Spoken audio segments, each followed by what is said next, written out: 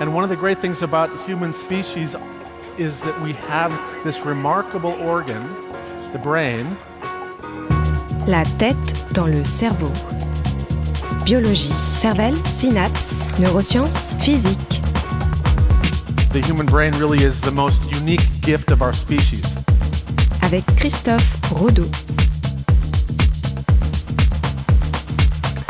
Lorsqu'il faut retenir une information, nous sommes différents. Certains auront plus une mémoire visuelle, d'autres une mémoire sonore et enfin, certains d'entre nous auront besoin de manipuler les choses afin de retenir au mieux. Nous avons tous déjà entendu ça. Cela semble évident et pourtant tout ceci est faux. Ce n'est qu'une croyance infondée, un neuromythe. La tête dans le cerveau.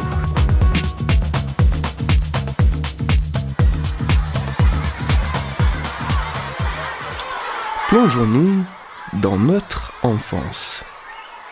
Rappelez-vous votre école, les cahiers neufs, la sensation du stylo à plume sur le papier, l'odeur des nouveaux protège-cahiers, du tableau à craie mouillé que l'on vient d'essuyer. Vous y êtes ? À l'évocation de ces souvenirs, certaines images vous sont peut-être revenues. Ou était-ce peut-être des sons ? Le bruit de la craie, la voix de votre professeur, ou encore le souvenir d'avoir utilisé votre rapporteur ou votre compas.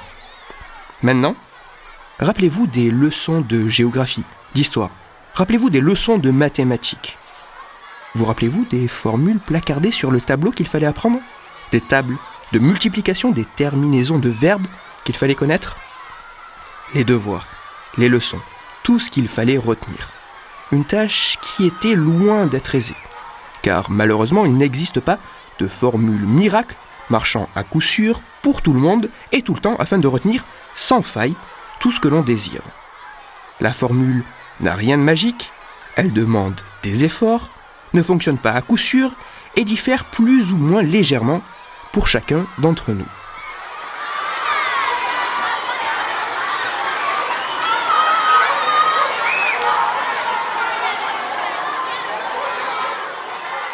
En effet, nous sommes tous différents et nos styles d'apprentissage le sont également.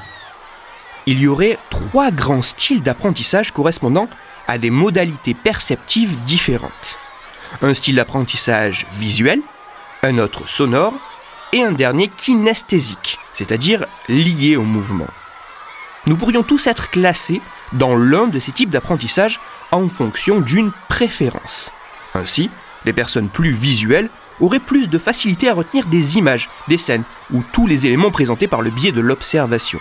Les personnes sonores retiendraient plus aisément les éléments présentés par le support de la voix, les tournures de phrases, les intonations, le discours du professeur. Et enfin, les personnes kinesthésiques auraient besoin de faire, de manipuler pour retenir plus facilement les nouvelles informations. Ainsi, grâce à des tests, il serait possible de déterminer quel serait notre style d'apprentissage et d'adapter la façon dont nous sont présentés les différents éléments pour les retenir au mieux. La plupart d'entre nous a déjà entendu parler de tout ça. Certains en sont peut-être même convaincus. Ils sont visuels, sonores ou kinesthésiques. Pourtant, tout ceci n'a aucune base scientifique. En effet, les études scientifiques sur le sujet ont conclu qu'absolument rien ne permet de dire qu'il existerait une relation privilégiée entre une modalité sensorielle préférée et une méthode d'instruction plus efficace. Dans les faits, une personne caractérisée comme visuelle apprendra aussi bien si on lui présente des images, si elle entend un discours ou si elle pratique une expérience. Caractériser les personnes en les classant dans l'une des 3 catégories dont je viens de parler, pour leur prodiguer une approche spécifique à leur perception favorite avec l'idée d'un meilleur apprentissage, ça n'a rien de scientifiquement éprouvé. Cela ne permet pas d'obtenir de meilleurs résultats. Pas parce qu'il n'est pas possible de l'étudier, mais parce que les études sur le sujet montrent que cela n'a pas d'effet significatif.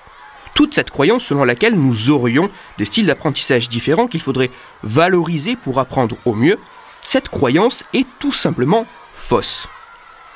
Oubliez ce que l'on a pu vous dire, ou ce que vous pensez savoir, car tout ceci n'est qu'un neuromythe. Une idée fausse sur le fonctionnement du cerveau largement répandue, mais ne reposant pas sur des données scientifiques prouvées. Bien au contraire, car les éléments issus de la recherche viennent réfuter cette croyance.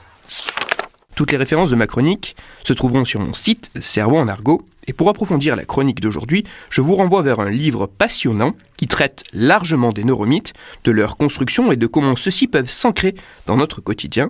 Ce livre se nomme « Mon cerveau, ce héros, mythes et réalité ».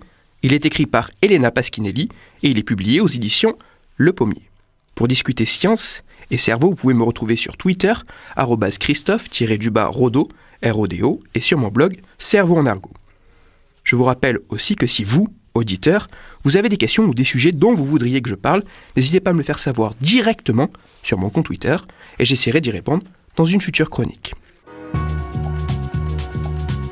Christophe Rodo. La tête dans le cerveau.